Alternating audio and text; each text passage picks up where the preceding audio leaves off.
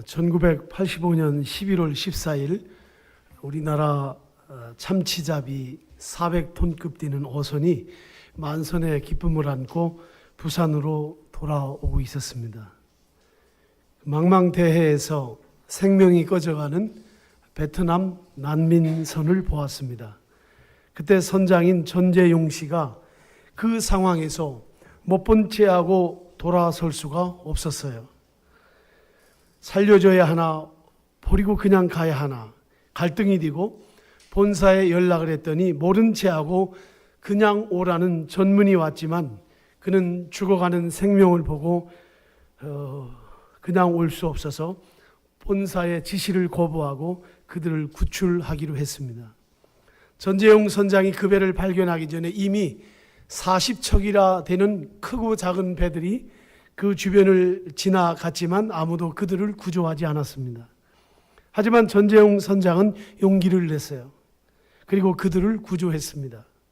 처음엔 10명 정도 되겠다 이렇게 생각을 하고 가까이 가서 이제 구조를 하는데 간단하게 생각했는데 계속 밑에 배 안에서 사람들이 올라오는데 자그마치 96명이 올라왔어요. 그래서 그들을 다 구출해서 부산으로 와서 난민보호소에서 1년 6개월 지내다가 그들은 미국으로 또는 카나다로 그리고 독일로 호주로 이민을 가게 그들의 나라가 받아들여서 떠나게 되었습니다. 전재용 씨는 평범한 사람입니다. 다만 직업이 선장이었던 것뿐이죠. 하지만 그는 사람의 생명을 소중히 여기는 사람이었습니다. 그가 이런 말을 했습니다. 사람이 사람을 살려내는 일은 어떤 경우도 손해나는 장사가 아니다 했습니다. 설사 내가 손해를 보더라도 생명을 위해서 본사의 지시를 거부할 수밖에 없었다 그랬습니다. 그리고 전재용 선장은 그들이 1년 6개월 동안 부산 수용소에 있는 동안 정부 기관으로부터 차단돼서 한 사람도 만나지도 못했고 심지어 끌려가서 오랫동안 고문을 당하고 매를 맞고 고통을 겪고 심지어 선장직에서 물러나게 되고 어떤 선박회사도 이 전재용 선장을 취업을 허락하지 않고 거부했습니다. 그리고 결국은 할 수 있는 일이 없어서 자기가 바닷가에서 컸기 때문에 멍게 양식장을 만들어서 지금도 그 멍게 양식장을 하고 있습니다. 그리고 그를 살려준 96명의 대표가 미국 로스앤젤레스에 살고 있는데 피터 누엔이라는 분인데요. 이분이 남자 간호사입니다. 미국에 가서 간호사 공부를 해가지고 이제 간호사가 되어서 자기가 어느 정도 생활이 되니까 이 전재용 씨 생각이 났어요. 물론 한 번도 잊은 적이 없다고 그랬어요. 그리고 그 동료들이 다 모여가지고 이분을 찾는데 미국의 로스앤젤레스에 있는 모든 슈퍼마켓에 광고를 다 붙였어요.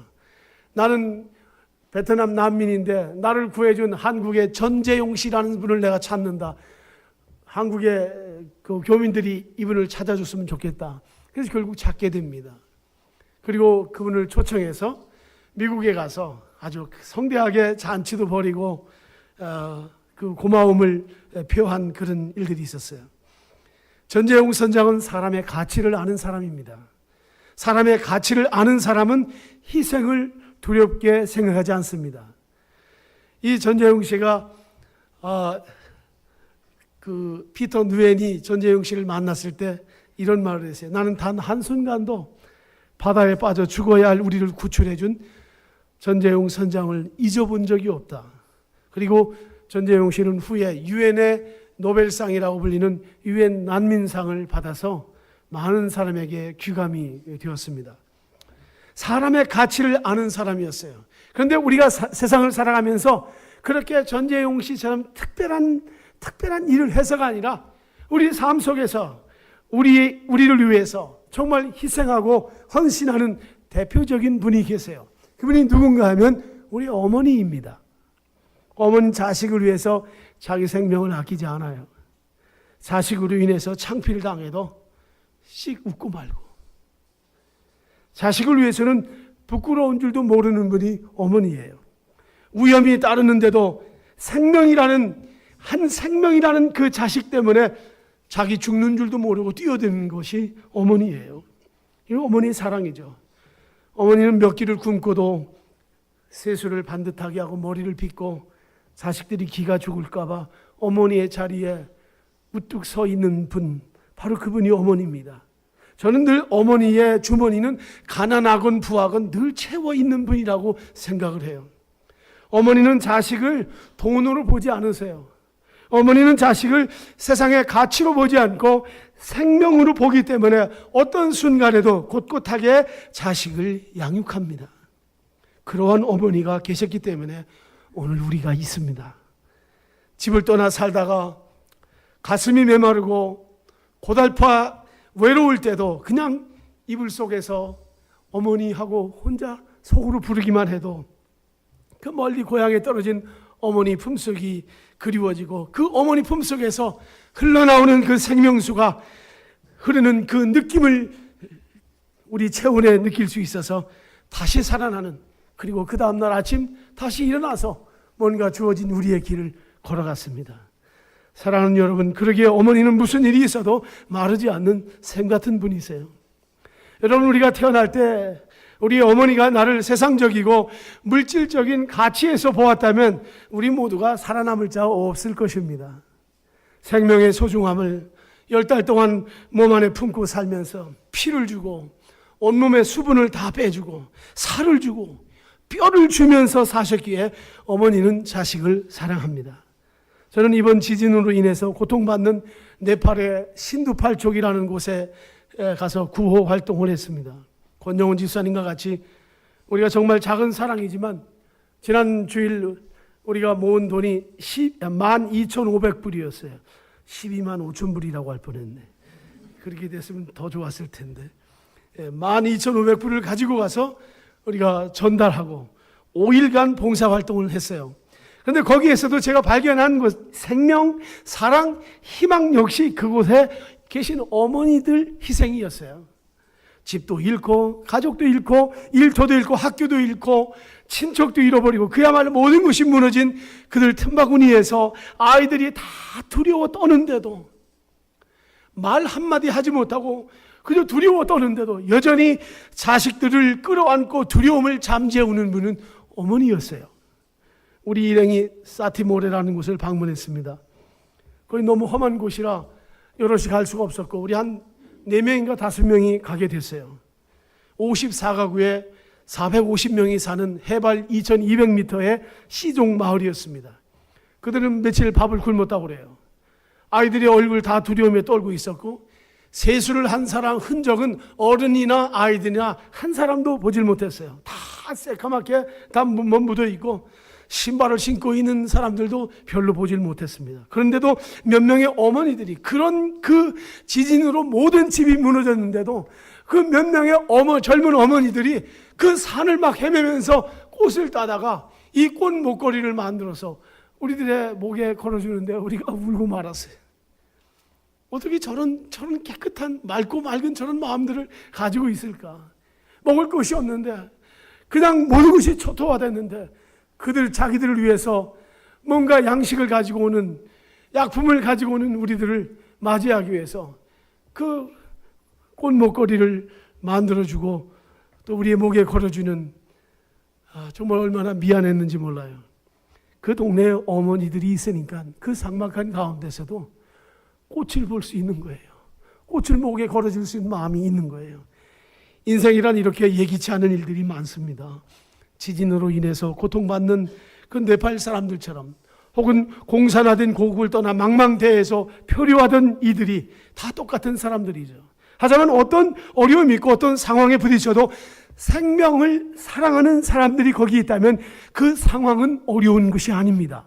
생명을 사랑하고 귀하게 여기는 이들이 있는 한 세상은 결코 삭막한 곳이 아니에요.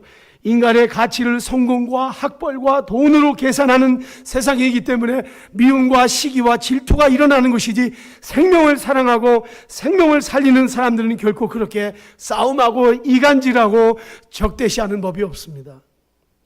이번에도 저희가 두 곳에서 봉사활동을 했는데, 한 곳은 신두팔 쪽인데 여기 사람들이 가장 많이 죽은 지역입니다. 하지만 가는 마을마다 사람들은 두려운 것도 있지만 한결같이 그게 맑고 맑은 그런 모습이었어요. 다 두려움에 있지만 어린이들의 눈망울 어찌 저렇게 맑을 수 있을까 할 정도로 순수한 모습들을 보았습니다. 카트만두 도시의 아이들처럼 우리가 지나가도 손 내미는 애들도 없고 가까이 와서 추근대면서 뭘 달라고 하는 아이들도 보질 못했어요. 어른들도 먹을 쌀 한 트럭을 싣고 갔는데 그것을 달라고 뭐 쫓아오거나 소리를 내거나 앞서는 그런 사람 한 번도 본 적이 없습니다. 그것은 질서라기보다, 저는 그들이 뭐 질서를 공부했다라기보다는, 질서라기보다는 사람 됨의 정서가 그들 몸에 그냥 배어 있는 거죠. 사람 됨의 정서. 사람을 소중하게 여기고 욕심을 부리지 않고 살아가는 이 산지족의 멋진 기질을 이번에 제가 보았어요. 그런데 정반대의 도시가 있어요. 우리 권태웅 선교사가 사역하는 보티케 지역입니다. 여기에 우리 권영훈 집사님하고 신두팔 쪽에서 올 때도 그 트럭을 타고 그 앞에 셋이 앉아가지고 오느냐고 정말 고생했는데, 그 또 쌀을 사가지고 저는 또 권태웅 선교사님의 차를 타고 가고, 그것도 트럭입니다. 그리고 권영훈 집사님은 쌀 트럭을 타고 오는데, 이 트럭이 제가 생각하기는 임진왜란 때 만든 것 같아요. 하여튼 뭐 차도 그런 차가 없어요. 앞에 다 구멍이 뚫리고. 근데 거기에서 막 열이 나오는데 그 조수가 우리 집사님은 안으로 타라고 하더래요. 그래 뭐 집사님은 그냥 안에서 타고 오는데 40분 동안 그 뜨거운 거 열기를 다 받으면서 길은 또 뭐 그렇게 엉망이고 말이죠. 차를 갖다 그 지역 그 센터 동네 앞에다가 세워놓고 그 관리가 와서 이제 쌀을 나눠주게 했는데 쌀을 못 나눠주더라고요. 그래서 왜 쌀을 못 나눠주는가 해서 제가 1시간 정도 있다 제가 혼자 올라갔어요. 사무실에 갔더니 뭐 삿대질하고 소리를 지르고 야단 났어요. 그래서 제가 물어봤어요. 왜 그러는가 그랬더니 그 동네는 양반과 천민이 살고 있는데, 두 그룹으로 살고 있는데 서로 쌀을 많이 가져가려고 싸운다는 거예요. 그래서 의논 합의가 돼야만이 논아줘야지. 그렇지 않으면 야단 난답니다. 그 다음에 뭐 와서 뭐 덤벼들고 싸우고 그런다. 그래서 다행히 이제 합의가 됐어요. 합의가 돼가지고 내려와서 그래도 기념사진 찍자고 그래서 아주 동네 원로들, 모자를 딱 쓰고 한 70대 노인들 와서 같이 사진을 찍었어요. 그리고 그분들 올라가서 아마 이야기하는데 우리 선교사님하고 우리는 빨리 가자고 하더라고요. 이미 우리 다 끝냈으니까 가자고. 금방 소식이 왔는데요. 그 사이에 그 길에 한 5, 60명이 다 그냥 쌀차 주변에 딱 있다가 쌀을 강탈해 갔어요. 46벌을 그냥 가져갔는데 누가 말릴 사람도 없고 말이죠.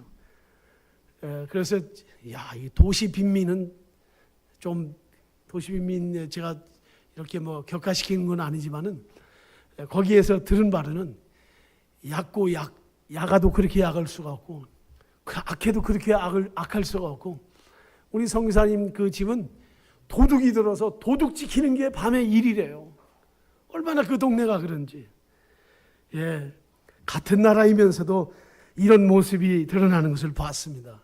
거기는 생명의 소중함보다 욕심이 한 자리를 하는 그런 동네였어요. 여러분, 이럴 때 우리 그리스도인들이 어떻게 하면 좋겠습니까? 배려하고 화목해야 합니다. 왜 가정이 부모를 공경하고 자식을 사랑으로 양육하고 주님의 뜻을 따라 살아가야 하나요? 하나님의 관심이 가정입니다. 하나님의 관심은 가정을 만드신 하나님께서 화평하시기를 원하십니다. 화목을 잃으면 가정은 가정이 아닙니다. 돈을 잃어도요, 권력을 잃어도요, 더 뭐 결정적일 때 건강을 잃어도요, 정말 소중히 여기는 것은 생명이고 화목입니다. 화목을 중시하는 사람은 당연히 생명을 귀하게 여기고 사랑하게 되죠. 여러분, 우리 자녀들이 결혼할 때 부모님들이 가장 바라시는 것이 뭡니까? 가장 바라는 게 뭔가요? 잘 사는 건가요? 잘 사는 것이 구체적으로 무엇인가요? 화목한 가정을 이루는 거죠. 그죠? 예수 그리스도가 이 땅에 오셔서 이루신 것이 화목입니다. 하나님과 우리 사이에 맡겼던 담을 허시고 화목을 하셨고, 사람과 사람 사이에 맡겼던 것들도 이방인과 유대인이 하나 되고, 백인이나 흑인이 하나 되고 모든 민족이 하나 되는 거죠. 이게 뭐예요? 화목입니다. 최근 뉴스에 한국인이 전 세계에서 자살을 가장 많이 하는데 하루에 41명이 자살합니다. 오늘도 41명이 자살할 겁니다. 우리나라에서는 평균입니다. 근데 가장 많이 요즘 늘어나는 연령대가 몇 살이냐면 40대가 가장 많이 지금 죽고 있다는 거예요. 큰일 났습니다, 우리나라. 40대의 나이, 가장 청청하게 행복하게 그리고 활기 있게 살아가야 할 40대 남성들이 자살률이 갑자기 많이 늘어났다는 거예요. 얼마나 가슴이 아픈지 모르겠어요. 큰 원인이 있습니다. 두 가지예요. 하나는 그동안 우리 사회가 물질과 돈으로 사람의 가치를 판단했어요. 가정의 가치 기준이 돈과 물질이었어요. 성공이었어요. 조금 안 되면, 그거 조금 모자라면 남한테 뒤떨어지는 줄 알고 좌절하고 실망하는 거죠. 또 하나는 생명을 사랑하고 귀하게 여기는 인간 사랑을 체험하지 못했어요.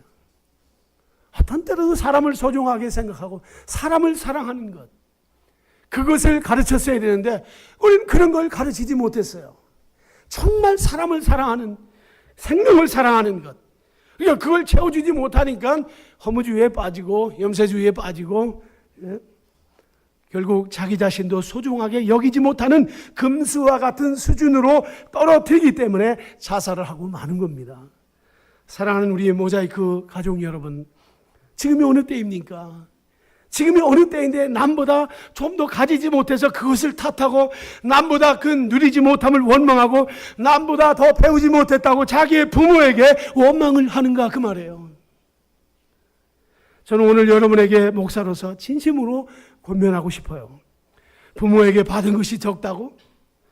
부모에게 받은 것이 나는 별로 없다고?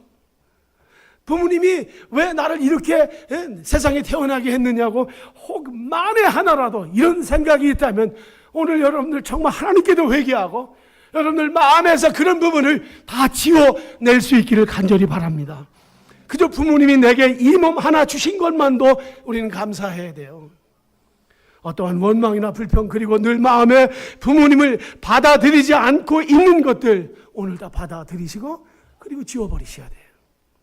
여러분, 주 안에서 부모에게 순종하고 어머니와 아버지를 공경하라는 말을 우리 가슴에 새겨야 합니다. 예수 믿는 사람은 어른이나 아이들이나 에베소서 6장 1절에서 4절에 있는 이 말씀을 약속 있는 첫 계명으로 받아들이고 순종하며 살아야 합니다. 순종하고 공경해야 합니다. 성경에 두 그룹에 나와요. 하나는 약속 있는 첫 계명을 지키지 않은 사람이 나오고, 약속 있는 첫 계명을 지킨 사람이 나옵니다. 지키지 않은 사람이 있어요. 누군가면 엘리의 두 아들입니다. 엘리 제사장의 사무엘상에 나오는 엘리의 두 아들인데, 이 두 아들이 아버지의 명예를 완전히 실추시켰어요. 엘리는 제사장입니다. 오늘날로 말하면 성직자 그룹이에요. 교회의 중직을 맡은 사람들과 같은 거예요. 그런데 이 자식을 잘못 가르쳤어요. 그러니까 어떻게 하냐, 하나님이 엘리 제사장한테 야단을 칩니다. 경고를 합니다. 이거에 딱 성경에 보면 네 자식 왜 그러냐? 너 제사장인데 네 자식이 왜 그래? 그 말이에요. 여러분, 우리가 이런 말 들어야 될 우리는 아는지요? 네 자식이 왜 그러냐? 불편한 소식이 자꾸 들리고 많은 백성들의 원망 소리가 네 두 아들 때문에 들리지 않는가? 그 이야기를 하는 거예요. 근심거리가 됐어요. 결국 두 아들 어떻게 합니까? 비참하게 인생을 마치는 겁니다. 제사장의 아들이라고 그냥 되는 법은 없습니다. 그런데 또 한 사람이 있어요. 한 그룹은 이 첫 계명을 지킨 자입니다. 베들레헴에 살던 나오미라는 여인이 있었습니다. 이 남편하고 같이 저 모압 땅으로 갔어요. 모압에 가가지고 두 아들이 결혼을 했습니다. 오르바라는 여인과 룻이라는 며느리를 얻었어요. 근데 어떻게 동시에 나오미가 자기 남편도 잃고 자기의 두 아들도 죽습니다. 모압에서 죽어요. 얼마나 이게 끔찍한 일이에요. 그러니까 이 나오미가 거기서 견딜 수가 없어서 자기 고향, 창피하지만 자기 고향 베들레헴으로 가기로 결심을 합니다. 그러면서 두 며느리한테 뭐라고 하는가 하면, 나 따라오지 말아라. 너희 아직 젊은데 결혼해라. 너희 고향에서, 고향 땅에서 너희 족속과 결혼해서 살아라. 그래서 못 오게 합니다. 그랬더니 첫 며느리 오르바는 시어머니 나오미의 말을 듣고서 떠납니다. 그런데 룻은 안 떠나요. 떠나라 했더니 안 떠납니다. 죽어도 같이 가겠다는 거예요. 룻이 뭐라고 하는가 하면 룻기서 1장 16절 제가 읽어드리겠습니다. 룻이 이르되 내게 어머니를 떠나며 어머니를 따르지 말고 돌아가라 강권하지 마옵소서. 어머니께서 가시는 곳에 나도 가고 어머니께서 머무시는 곳에서 나도 머물겠나이다. 어머니의 백성이 나의 백성이 되고 어머니의 하나님이 나의 하나님이 되시리니. 17절 어머니께서 죽으시는 곳에서 나도 죽어 거기 묻힐 것이라. 만일 내가 죽는 일 외에 어머니를 떠나면 여호와께서 내게 벌을 내리시고 더 내리시기를 원하나이다 하는지라.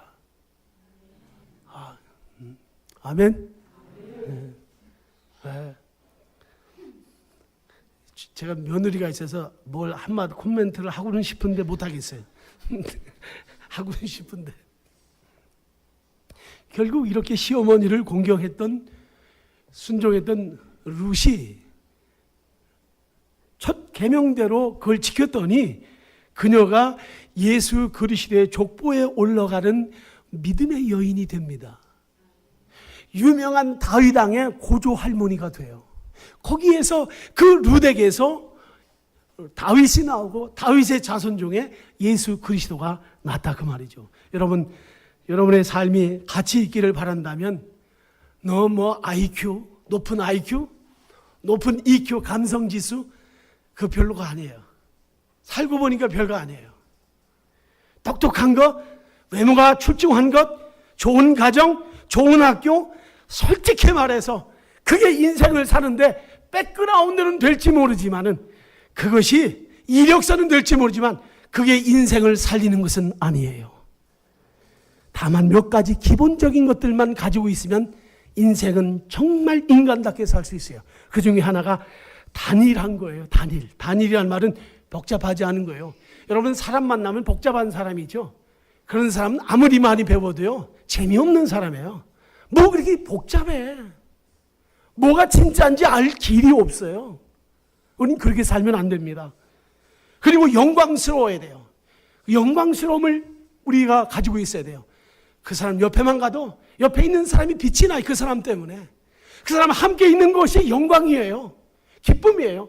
이번에 저 네팔을 갔다 오는데요. 거기 갈 때 7시간 걸리고 올 때 뭐 6시간 반 이렇게 걸리나 그러니. 장시간이잖아요. 비행기 타고 생활해서 큰일 났어요. 권영훈 집사님하고 타자마자 그냥 우리 잠잡시다 했어요. 비행기를 딱 타는데 티켓을 딱 봤더니 티켓이 그냥 보통 티켓이 아니에요. 처음에 티켓 번호가 0으로 시작하면 그건 비즈니스 자리예요. 그게 나한테 왜 비즈니스를 줬나 그랬더니 우리 최일도 목사하고 같이 탄다고 최 목사님과 같이 비즈니스석을 대한항공이 해준 거예요. 올 때는 올 때 어떻게 올 때 또 설마 했는데 역시 또 그 자리를 해줬어요. 그래서 영광스러운 분 한 분 같이 있으니까 저도 그냥 곁다리로 같이 이렇게 비즈니스로 갔다 비즈니스로 이렇게 왔어요. 영광스럽고 그 다음에 장엄해야 돼요. 여러분 인간은 장엄한 그런 삶을 살아야 돼요. 가볍지 않아야 돼요. 예. 그리고 분명해야 합니다. 헷갈리지 않아야 돼요.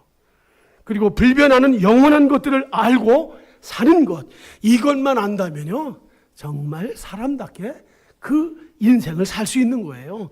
또 그런 것들을 위해서 생명을 내놓을 수 있는 거예요. 그러한 정신이 있으면 여러분이 온 세계에 영향을 줄 수 있고 또 뿐만 아니라 우리의 자녀들이 그런 영향을 주면서 살 수 있습니다. 그렇게 산 사람이 룻이에요. 첫 계명을 지킨 사람이죠. 그래서 성경은 두고두고 룻을 기리라고 그녀가 이방 여자이지만 그가 예수 그리스도의 조상이 되었다는 것을 알리게 했어요. 얼마나 영광스럽습니까? 저는 우리 서울모자이크 교회 여러분의 가정 그리고 우리의 자녀들이 진심으로 이번 한 주간 동안 가서 제가 기도하면서 그런 기도 많이 했어요. 어버이 주일에 무슨 설교를 할까? 내가 목사가 정말 축복해야 되겠다. 다른 것보다도 세상적으로 잘나서 세상적으로 멋있어서 그것이 아니라 인생의 삶이 단일하고 영광스럽고 장엄하고 분명하고 불변하지 않는 영원한 것을 가슴에 품고 사는 우리 교우들이 되어야 되겠다는 그런 마음을 갖습니다. 동일하게 여러분이 그러한 가정들, 자녀들 되기를 주의 이름으로 축원합니다. 사람들은 그저 사람들이 자기를 좋아해 주길 바라고 이제 좋은 학교 졸업하고 또 새로운 직장을 얻고 사랑스러운 아내와 신뢰감 있는 남편 만나고 좋은 집, 좋은 차, 주말을 잘 즐기고 휴일을 즐길 수 있고 늙어서 건강하고 은퇴 생활 잘하고 잘 살다가 그저 뭐 지옥에나 안 가면 좋겠다 이런 정도로 보통 사람들 살아갑니다. 세상 사람들은.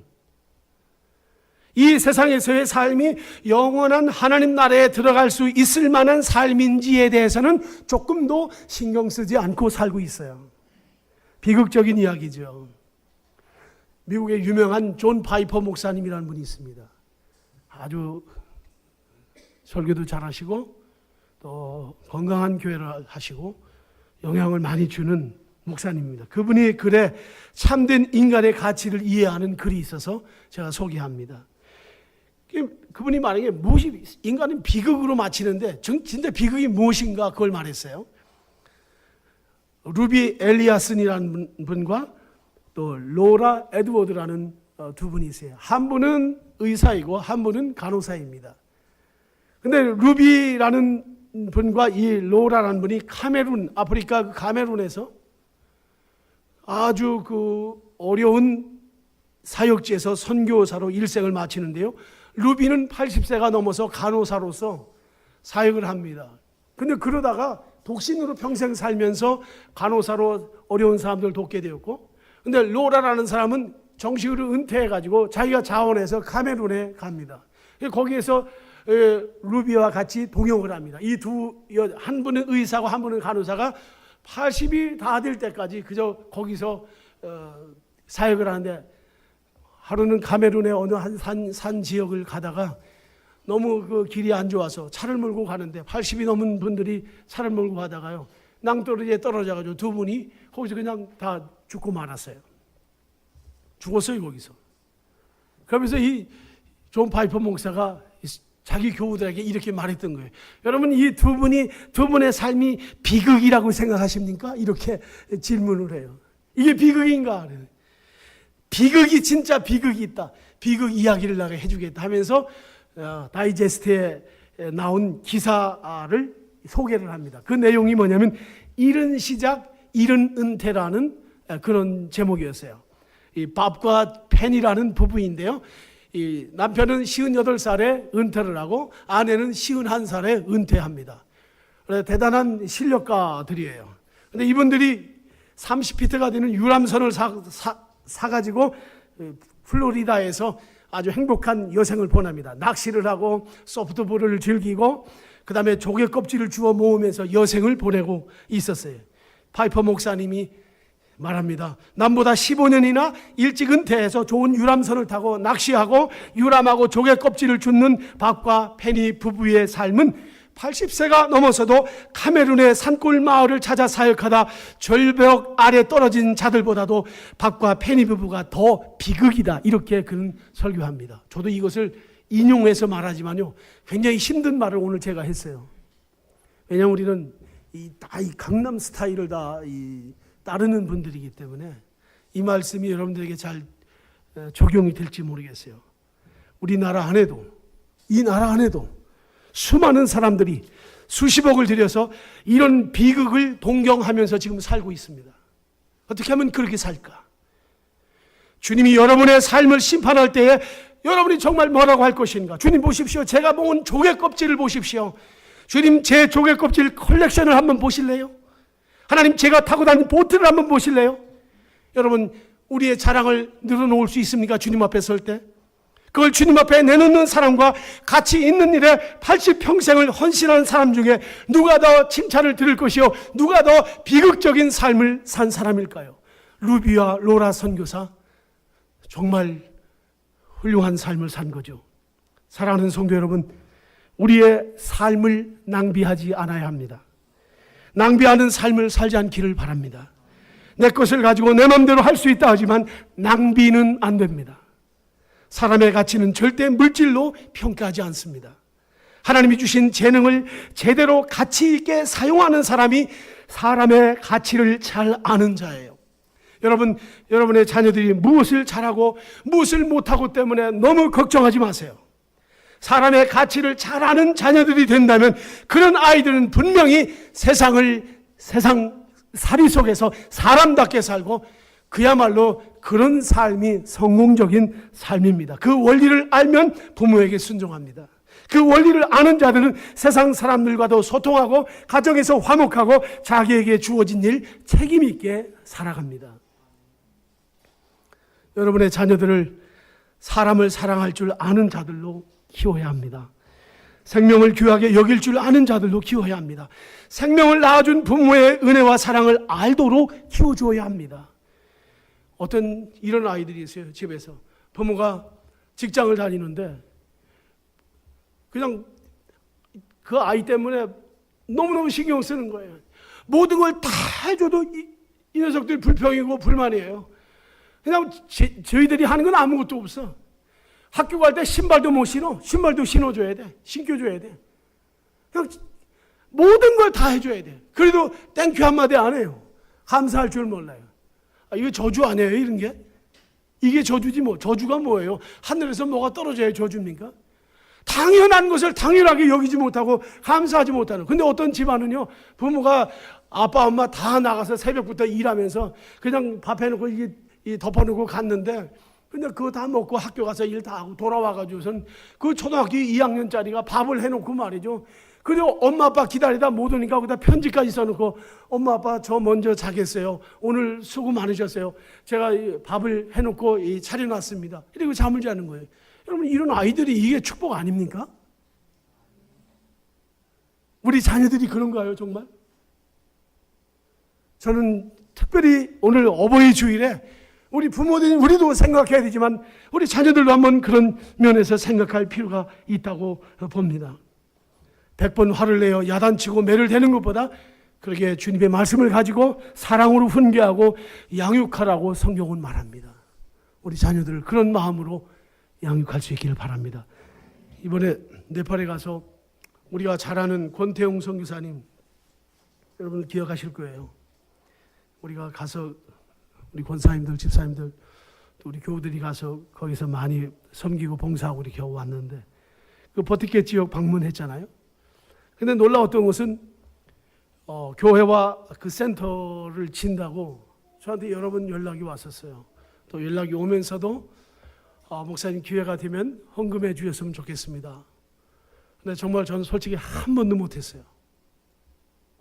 서울에 왔다 다녀가도요. 제가 우리 교회 와서 헌금 구걸하려면 오지 마라고 그랬어요. 어느 해 한 2년 전에 왔을 때 우리 교회 와서 인사만 하고 갔어요. 제가 솔직히 교회 장로님과 교회에 말씀드릴 수가 없었어요. 그래서 제가 가지고 있던 돈을 100만 원을 그에게 전해줬어요. 미안하다. 이 교회 우리가 여러 가지 일이 있어서 도울 수가 없으니 미안하다. 그래서 제가 100만 원을 해줬어요. 그리고 갔어요. 물론 그 다음에 몇 차례 왔지만은 밖에서 만났지만 교회에서는 제가 만나지 않았습니다.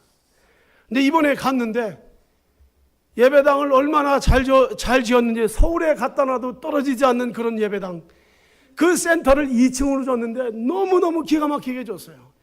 우리 성이 같아가지고 제가 아주 헷갈려가지고 선교사님 부를 때는 집사님 이름을 부르고 집사님 이름을 부를 때는 선교사님 이름을 권영훈 집사님이 그 현장을 다 봤죠. 지금 얼마나 크게 공사를 하는지 몰라요. 숙소를 다 짓고 거기 정말 훈련하는 그 센터를 지금 짓고 있는데 저녁에 뭐 어디 딴 데 가서 잘 수는 없고 그냥 센터에서 잠을 자자 해서 큰 방에서 둘이 양쪽에 하나씩 침대를 해놔가지고 이제 잠을 자는데 밤에 자다가 지진이 여진이 나가지고 벌떡 일어나가지고 그냥 잠을 못 잤어요. 얼마나 무서웠는지. 그래서 저는 또 모기를 또 물렸어요. 모기가 제 살이 원래 이 강남에서 포동포동 살이 찐 몸을 가지고 와서인지 3군데인가 4군데 모기가 물려가지고 밤에 둘이서 이 공군 잡느냐고 집사님하고 둘이서 모기를 다 잡고 그래서 뭐 저녁은 목사님 사모님이 밥을 해 보내서 배달하고 가지고서 밥을 먹었어요. 아침에 또 역시 뭐 그 밥 데워가지고 그냥 우리 같이 식사를 했습니다. 그런데 다 끝나고 이제 제가 선교사님하고 얘기를 못했잖아요.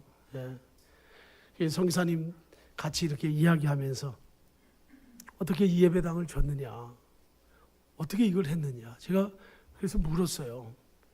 그래서 사실은 제 예배당 들어갈 때 가장 너무 부끄럽고 그래가지고 그 안에 들어가서 기도도 못했어요. 우리 권 집사님이 다 봤어요. 들어갔다가 저는 바로 나왔어요. 내가 그 방을 너무 미안하고 부끄러워서 못 들어가겠더라고요. 예배당을 300명이 들어가는 예배당을 줬는데 어떻게 그렇게 졌을까? 그냥 물었어요. 도대체 어떤 일이 벌어진 거냐? 우리가 알지만 4년 전에 그 아들이 캐나다 온타리오에서 온타리오 연합교회를 다니면서 유학을 했어요. 근데 집에 돈이 없으니까 선교사님이 그랬대요. 야, 아빠가 도무지 돈 너한테 단돈 10불도 너한테 해줄 수 없으니까 어차피 군대 안 갔으니까 한국에 나와서 군대 가면 좋겠다. 군대를 가라. 그래서 아들이 군대 가기 위해서 거기서 3년 동안 유학하다가 나왔어요. 나와가지고 여러분이 기억하시는지 모르지만 우리가 이 옆에 펠로십 룸에서 조그만 데서 예배 드릴 때 그때 그 아이가 한 2달 정도 우리 교회에 나왔습니다. 그리고 나서 얼마 있다가 권태웅 선교사님과 어머니가 그 와이프가 한국에 방문하기 위해서 인천에 이제 도착한다고 하는데 아들이 아버지 마중 나가다가 목동에서 그 건널목에서 자동차에 치여서 즉사했어요. 그 자리에서 27살 먹은 이 정말 상상할 수도 없는 그 아들 하나가 죽은 거예요. 그러니까 이 목사님은 머릿속에 자기 때문에 아들이 죽었다는 거예요. 그냥 거기서 거지가 돼도 있게 그냥 거기 살게 있으면 되는데 군대 가라고 내가 불러들여가지고 나 마중 나오다가 죽었는데 이 선교사님이 그 마음에 그것을 갚을 수가 없는 거예요. 지워지지 않는 거예요. 얼마나 괴로웠겠습니까? 제가 우리 선교팀들 그때 갔을 때 1년 됐을 때요. 아들이 죽은 지. 근데 저한테 그러더라고요. 목사님, 내가 내 아들 죽고 나서 서울에서 장례식 할 때도 울지 못했지만 여기 네팔에 와서도 단 한 번 눈물을 못 흘렸습니다. 이번에 선교팀들 다 가시면은 아내와 같이 네팔 포카라 지역에 가가지고 그 트레킹 하면서 둘이서 실컷 한 번 울랍니다. 목사님 그러시더라고요. 그때 그러더라고요. 근데 이번에 이야기하는 중에 아들이 나갔던 온타리오 연합교회가 아들이 그 교회에 있으면서 아들을 어릴 때부터 피아노를 가르쳤대요. 피아노 연주를 잘한대요. 그러니까 가봤더니 피아노 연주할 사람이 없어가지고 아들이 피아노 연주를 한 거예요. 반주를 했어요, 교회에서. 그러니까 교인들이 다 알게 되고 청년들 너무 잘 알게 되니까 또 선교사님의 아들이고. 근데 이 친구가 교통사고로 죽었다고 하니까 교회가 발칵 그냥 뒤집어진 거예요. 그러면서 어차피 우리 교회가 그 친구를 위해서 그냥 가만히 있으면 안 되겠다. 그래서 그 선교사님한테 연락을 한 거예요. 우리가 이 아이를 위해서 기념으로 하나 뭐라도 선교지에 하고 싶다. 우리한테 부탁하라. 그러니까 우리가 사실은 땅을 사놓고 예배당을 못 짓고 있고 센터를 못 짓고 있는데 좀 도움이 됐으면 그 정도지 그 이상은 없습니다. 근데 어마어마한 헌금을 보내주셔가지고 그 예배당을 다 지었어요. 그래서 거기다가 온타리오 연합교회 팻말을 붙이면서 거기다 붙여놓고 더 큰 하나님의 영광을 위하여, 다른 말 없더라고요. 더 큰 하나님의 영광을 위하여 온타리오 연합교회 이렇게 했더라고요. 근데 목사님, 장로님, 집사님들, 권사님들이 다 헌금해가지고 그걸 한 거예요. 근데 내가 그랬어요. 이거 예배당 짓고 나서 와본 적이 있느냐? 자기네들 여기 선교지가 네팔이 아니기 때문에 올 이유도 없고 오지도 않는데요. 그냥 다 믿고 그냥. 그래서 내가 보면서 얼마나 하나님 앞에 참 제가 부끄러웠는지 모릅니다. 이번에 우리가 같이 많은 온타리오 연합교회는 제가 잘 모르지만 그 교회 잘 몰라요. 근데 정말 돈 잘 쓸 줄 아는 교인들이다. 제가 그렇게 생각을 했습니다. 이번에 우리 교회가 네팔을 돕고 섬긴 것 우리의 자랑하려고 한 것 아닙니다. 솔직히 가서 봤는데 교회에서 온 팀은 없어요. 소망교회 왔는데 소망교회 3명 왔더라고요. 소망교회 일로 쭉 가면 소망교회 있잖아요. 예, 수만 명 모이는 교회도 3명이 왔더라고요. 장로님 2분하고 목회자가 왔더라고요. 거기도 부교역자가 하나 와서 셋이 와서 이거. 그 외에는 한국의 큰 선교단체, 구호단체들, 국가에 등록된 구호단체들이 와서 일하는 걸 봤습니다. 여러분, 그저 생명을 사랑하고 사람의 가치를 아는 그리스도인들의 자존심이고 양심이고 그저 기본으로 우리가 섬긴 것뿐입니다. 일찍 은퇴하고 유람선을 사서 고기 잡고 조개 껍질을 줍는 것이 그리스도인이 누릴 전부는 아닙니다. 저는 우리 서울 모자이크 교회가 강남에 있지만 진짜 강남 스타일이 아니라 낮은 자린, 아니 낮은 울타리가 되어서 주님이 나신 마구간처럼 가장 낮은 자리에서 사람을 섬기고 사람을 사랑하고 사람의 가치를 아는 그런 교회와 우리 성도들이 되기를 간절히 바랍니다. 사랑하는 부모님에게 순종하고 공경하고 부모님이 주신 생명을 소중함을 알게 한 그런 교회. 또한 우리 자녀들에게도 사람의 가치를 제대로 알려주고 생명을 아는 자로 키운다면 분명 그 자녀는 진짜 성공하는 자녀가 될 것입니다. 전재용 선장처럼 96명의 생명을 살리기 위해서 자신의 배에 태우면 자신이 불이익이 돌아오는 것 뻔히 알면서도 개의치 않고 생명을 살린 그 정신. 그가 나중에 피터 누엔에게 편지를 보내는데요. 거기 이런 사죄가 있어요. 한 번도 밝힌 적이 없다고 하면서 거기에 쓴 글이 뭐냐면은 본사에서 가까이 오는데 이제 한국 영해 쪽으로 돌아오는데 본사에서 연락이 왔는데 그 96명을 뗏목을 만들어가지고 뗏목에 태워서 그냥 놓고 오라고 그렇게 연락이 왔대요. 그래서 실제 뗏목을 만들었답니다. 이 선원들이 뗏목을 막 만들고 만약에 뗏목이 안 되면 무인도 같은 섬에다 그냥 내려놓고 그냥 와라 그랬대요. 그래서 실제로 뗏목을 만들었는데 거기에 피터 누엔한테 그들이 보는데 뗏목을 만드는 거예요. 가판에서. 거기다 그 용서를 빌어요. 이 전재용 선장이. 내가 그때 자네들 버리려고 뗏목을 만드는 것을 봤을 때 자네의 마음이 그때 어땠는가. 내가 나를 용서해달라고 그 글을 거기다 썼어요. 여러분 생명을 사랑하는 우리 교인들 되고 우리 가족들 되십시다. 그래서 아름다운 이런 소식들이 곳곳에 계속 울려 퍼지는 이런 멋진 하나님의 교회 성도들이 되기를 예수님의 이름으로 축원합니다.